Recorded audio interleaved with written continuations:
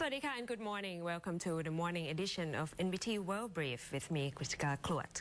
Let's start the day with news on economic policies under the current administration. The Commerce Ministry has unveiled 7 quick big win policies aimed at boosting trade, supporting farmers and SMEs, and easing the cost of living. Officials say the measures will benefit both international markets and local communities. Commerce Minister Supajit Suthampan announced the policies following a meeting with senior officials and commercial representatives nationwide. The ministry's top priority is to speed up trade talks with the United States on import tariffs and regional value content, aiming to finalize an agreement this year. ในเรื่องของ US tariff เนี่ยก็มีความตั้งใจว่าภายในสิ้นปีนี้นะคะภายในเดือนธันวาปี2568เนี่ยเราตั้งใจที่จะจบเกี่ยวกับเรื่องของการคุยในรายละเอียดของตัว agreement ของตัว reciprocal tax นะคะให้ได้ The minister said the free trade deals with Sri Lanka, Bhutan, and the EFTA bloc will also be pursued, alongside ongoing negotiations with the EU and South Korea, and new market exploration in the Middle East and Africa. Domestically, officials pledged immediate measures to ease living costs in Thai-Cambodian border provinces through blue flag, low-price markets, while expanding opportunities for farmers and entrepreneurs. High drug and medical supply costs in private hospitals will also be addressed through cooperative agreements. Agriculture measures include a new crop calendar to align production with demand, cheaper fertilizers, soft loans and subsidies for more than 4.6 million farming households, plus efforts to accelerate rice exports. SMEs will be supported through market expansion, product upgrades such as GI goods and Thai select restaurants, financing and digital platforms. Officials project exports to grow 6 to 7% this year, generating up to 12 trillion baht for the economy. Labor Ministry began to allow tens of thousands of Myanmar refugees living in temporary shelters in Thailand to take up legal employment. Officials say the move is aimed at easing labor shortages and boosting the economy. Labor Minister Tri Nut Thien Thong announced that under a cabinet resolution approved in August, Myanmar nationals living in 9 temporary shelters across 4 provinces may now work legally outside the camps. A joint directive from the Interior and Labor Ministries took effect this month. Director General Pichet Thongpan of the Department of Employment said the workers have already been registered by the Interior Ministry and granted special permission to stay in Thailand.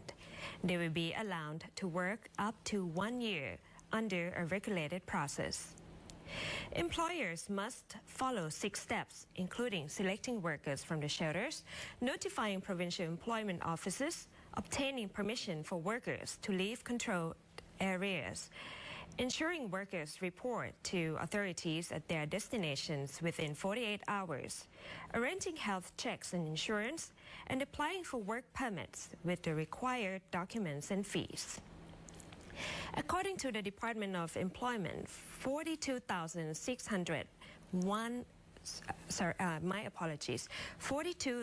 people aged 18 to 59 are living in the 9 shelters, with about 12,000 expressing willingness to work.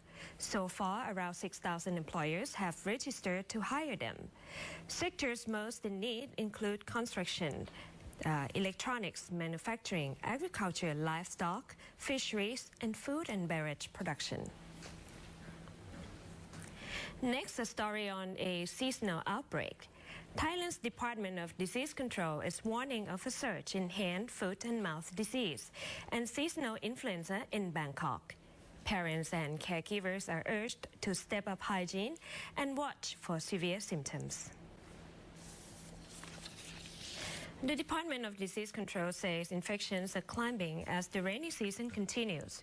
From January to September 2025, Bangkok recorded more than 10,000 cases of hand, foot, and mouth disease, mostly in children under 9, with no reported deaths.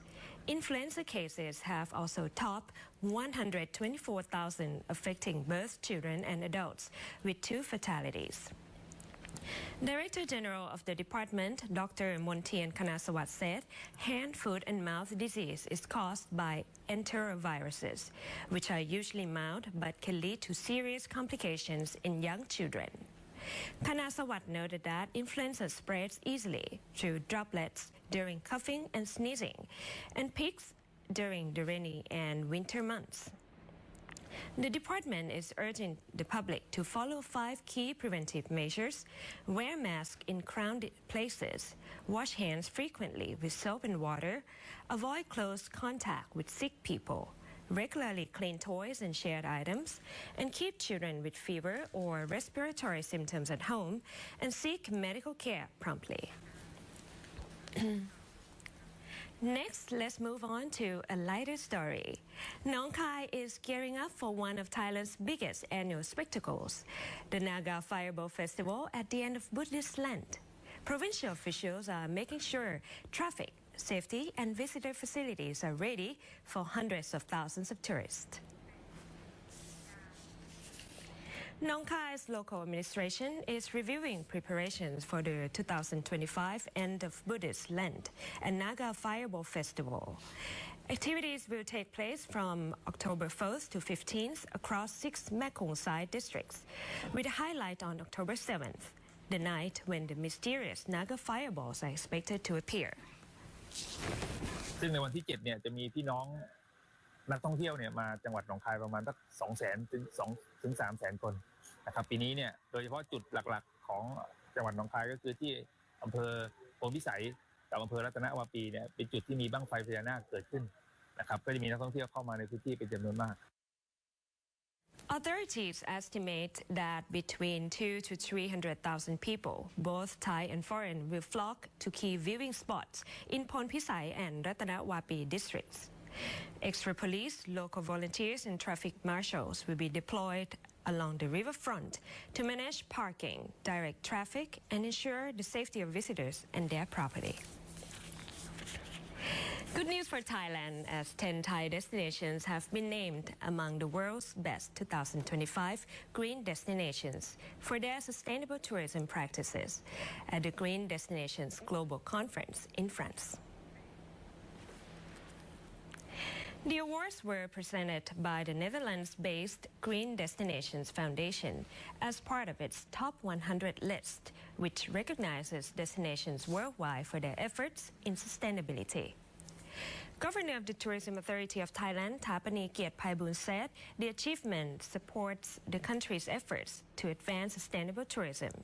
She added that TAT will continue guiding tourism operators toward eco-conscious practices through programs such as SDG Sustainable Tourism Acceleration Rating, Carbon Footprint Hotels, and the Thailand Tourism Awards, all of which align with the international sustainability standards.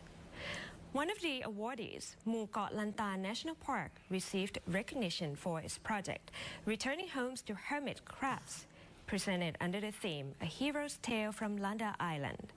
The project addresses marine litter and seashell shortages that affect hermit crab habitats. Tourists and residents are encouraged to donate shells, helping to restore coastal ecosystems and support long-term conservation efforts. Other Thai destinations named to the list include Royal Park Ratchapruk in Chiang Mai, Gui Buri National Park in Prachuap Khiri Khan, Uthai Thani Old Town, Qa Shang National Park in Trat, Tha Chai Community in Sukhothai, Shak Ngao Ancient Chinese Market in Chonburi, Chiang Khan in Loi, Nan Old Town, and Naklua Old Town in Chonburi. Each was recognized for advancing cultural preservation, environmental care, and community participation in tourism management. That wraps up our morning edition of NBT World Brief. For more stories and updates, simply scan the QR code on your screen to access our full coverage across all media platforms. Until next time, I'm Kritika Kluat. สวัสดีค่ะ